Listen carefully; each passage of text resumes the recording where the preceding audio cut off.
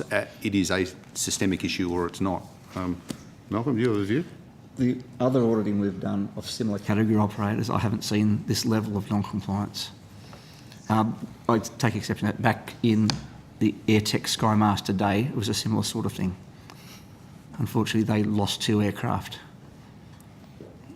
So, I think there's just to understand the arrangement that this operator had, they're under CAR 217, which essentially means if you're operating aircraft over 5,700 kilograms, either in charter or regular passenger transport, you have to have a check-in and training regime.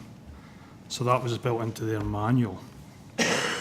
And you could argue that the people who should have been most familiar with that, being their chief pilot, their accountable manager, and their check-in and training pilots, they weren't, they should have been aware of this. They should have been keeping on top of this. I think the other thing is that they knew on the 6th of December that the majority of their pilots weren't current. Yet, rather than make the effort, particularly in the F-20, the Falcon 20, rather than make the effort to send somebody to the simulator then, they pushed for an exemption. So that was a commercial decision they made. I think they might have been trying to get back up to the air. Mr. Carmody, you said there were 10 other operators on the east coast that could conduct these operations. There are 10 medical evacuation operators. So how do we get into a situation where we couldn't get a heart transplant moved when there's 10 other people that can do it? I haven't investigated that. I know that there are operators out there that people call. I don't know how they do it. I'm just saying that my point I was making is they don't have a monopoly over this. The other 9 might have closed down for the year. And that's one of the reasons why I made sure that we had them operating. We had the F-50 operating over Christmas. All I'm saying is that there are 10 operators around that do exactly the same sort of work. I don't know whether the person who was looking only ever dealt with FalconAir and 2 others. I've got no history behind that. The point I was making was that there are numerous providers. But you can see the question that's in my mind, that you've got 10 providers, yet we couldn't, someone missed out on a heart transplant because these guys were out of operation. Well, in fairness, we'd have to know more about why that happened. I mean... Yep. And frankly, I don't have an aircraft on the ground somewhere either. And I would also point out the committee were made aware of another flight that where a young boy had to fly from Darwin to Melbourne, and that flight almost didn't happen because they were preparing for the maintenance audit, and it was all hands on deck. And it was only after there was a pleading for them to conduct the flight that they did. So I'm also wondering why, if there's a market of people that can do this, how we get to that situation. And Senator, I don't know the answer. I do. It's interesting to see that we responded to the pleading, which probably is a good thing. That's the case. My interest is in making sure that patient gets to the other end. That's my interest, safely. Sure. And what I'm hearing from this company is a little bit of bad record keeping is okay, a little bit of bad maintenance is okay. If I had Senator Fawcett here, I'd ask him about James Reason's model. We really have to make sort of pretty fundamental safety decisions in this space. So does anyone else have the same discretions that you have, that you've exercised here with that one pilot?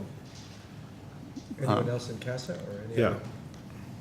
All the delegations flow from me, or from the Act through me. I think probably senior executive officers might have them, but when it comes to exemptions, as a matter of policy, we tend to refer those to the director if it's an exemption first time. So this is an exemption for them to not comply with the law. Yeah, no, but I was wondering how far that's delegated. Were there any? I know your policy is...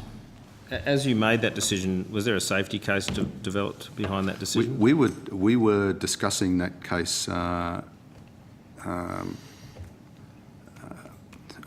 for over extraordinary periods over those few days. There is some written correspondence around. I don't know whether the safety case per se. My safety case was pretty simple.